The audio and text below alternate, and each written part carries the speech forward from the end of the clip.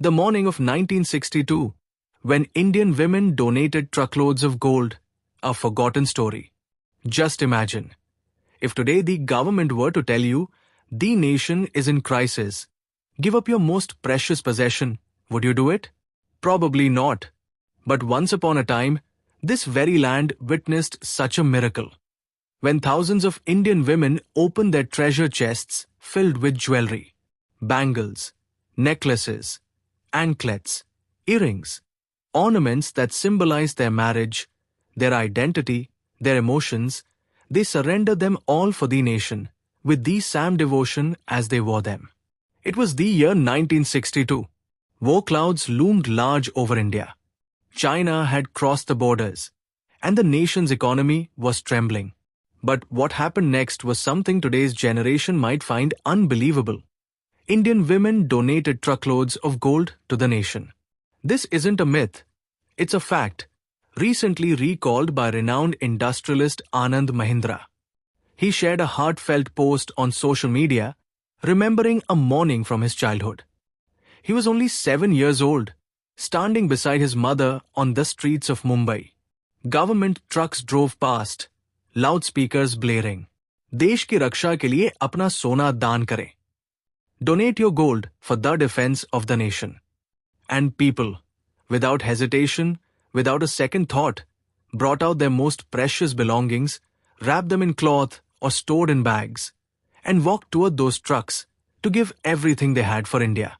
In today's world, where trust is fading and every action comes with the question, what will I get in return? That era of India taught something entirely different. It was a time when people didn't ask, what will the government do for me? But instead asked, what can I do for my country? The India of 1962 was very different from the India we know today. The nation had been independent for just 15 years. The government was still young, resources were scarce, and suddenly, China launched an invasion. In the freezing, rugged mountains of the northeast, Indian soldiers lacked not only weapons, but even warm clothing and food. The government was short of funds. And that's when Prime Minister Jawarharlal Nehru made a heartfelt appeal to the nation. Contribute whatever you can for the defense of India. That appeal echoed across the nation, through radio broadcasts, newspaper headlines, and loudspeakers blaring in marketplaces and streets. And what followed became one of the most powerful acts of collective sacrifice in India's history. From villages to towns, from city streets to small neighborhoods, women began removing their jewelry. Some gave away their Mangal Sutra, the symbol of their marriage. Some donated the gold set saved for their daughter's wedding. Others offered the earrings their husbands had bought from their first salary. Truck after truck filled with gold and silver made its way to the government collection centers. For the people, this wasn't a transaction. It was a test of love for their nation. Anand Mahindra wrote in his post that Punjab alone contributed 252 kilograms of gold. And that was just from one state. The total contribution that came from across India was equivalent to thousands of crores of rupees in today's value. He recalled that morning vividly. I still remember. He wrote, my mother placed her gold bangles and necklace into a small cloth bag. When the government truck passed by, she quietly walked up to the volunteers and handed it over. Just imagine that.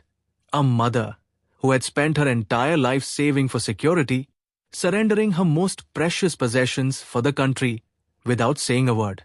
But this wasn't just one mother's story. It was the story of every Indian woman of that era. From Lucknow to Chennai, from Kolkata to Ahmedabad, the same sight repeated everywhere. Some women gave up their ornaments, others their daughters' bridal jewelry. Yet, not a single face showed regret, only pride in doing something for their country. Historical records show that these contributions played a crucial role in stabilizing India's economy during that difficult time. The National Defence Fund was created, powered entirely by voluntary donations from citizens, and its foundation was built upon the trust and sacrifice of Indian women. Anand Mahindra wrote, That memory from 1962 taught me that the true strength of a nation lies not in its policies or its weapons, but in the collective will of its people.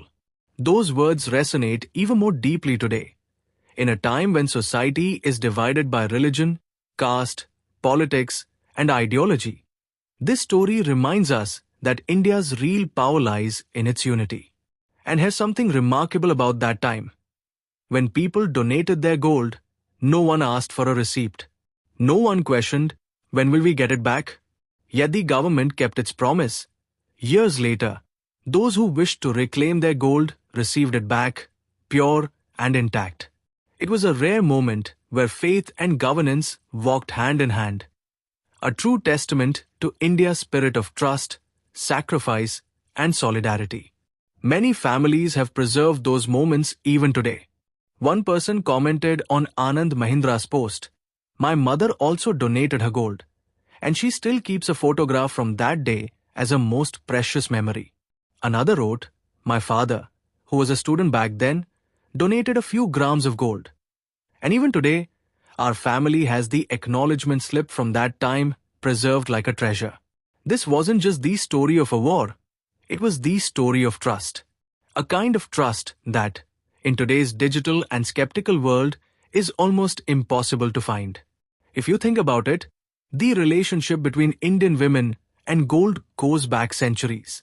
Gold in India is not just an ornament. It's an emotion, a legacy, a blessing. When a mother gives her daughter gold bangles, she's not just gifting jewelry. She's passing on protection, prosperity, and love. But in 1962, when the country was in need, those very bangles became a shield for the nation's defense. Just imagine that era. Radio broadcasts constantly announcing updates from the war front, newspapers filled with photographs of fallen soldiers, and inside homes, women praying for their husbands, sons, and brothers. Then came the government's call. The nation needs donations for the defense fund. And those very women, without a moment's hesitation, picked up their belongings and walked toward the government trucks. Mumbai, Delhi, Lucknow, Jaipur, every city witnessed the same sight. Loudspeakers echoed, "Desh sankat mein hai, apne gehne daan kare." The nation is in crisis. Donate your jewelry. And long lines formed on the streets. These were not scenes from a movie. This was the real India. Think about it. When a poor laborer removed his wife's nose ring and offered it, or when a middle-class mother sold her small gold biscuits, it wasn't just patriotism. It was the ultimate act of sacrifice. Several reports confirm that thousands of kilograms of gold were collected through this movement. But that gold was more than just a metal. It became the symbol of faith. It was this faith that helped build the foundation of the India we know today. That trust and unity strengthened the nation's defense system, powered its scientific missions, and helped grow its industries. What began as an act of emotion in 1960 went on to define India's resilience, reminding the world that the true wealth of a nation lies not in its gold, but in the hearts of its people. Anand Mahindra's post reminds us not just of history, but of a lesson that nation building is not the job of the government alone. It is the responsibility of every citizen. He wrote, "I wonder, in today's world, could such a large-scale act of volunteering driven purely by emotion and trust ever happen again?" And it's a fair question. Because today, we live in a time when most actions are measured in rewards, recognition, or return. But the India of 1962 was built on a different principle, where karma mattered, not credit. If you look at the photographs from that era, you'll see women draped in white saris, holding small cloth bags in their hands, with pride in their eyes. No cameras, no media showage, just one powerful feeling: my country needs me. The same radio broadcast that carried Nehru's appeal still exists in the archives of All India Radio. In his voice, he had said, "I appeal to every Indian to contribute whatever possible for the nation's defense." That voice touched people's hearts and became the collective consciousness of a nation. Years later, when the war ended, the government held special ceremonies to honor the women who had donated their jewelry. When one elderly woman was asked, "Didn't you feel bad giving away your ornaments?" she replied with serene simplicity, "If my son's life was saved, what value do bangles hold?" Such simple yet profound words still stir the soul of this nation.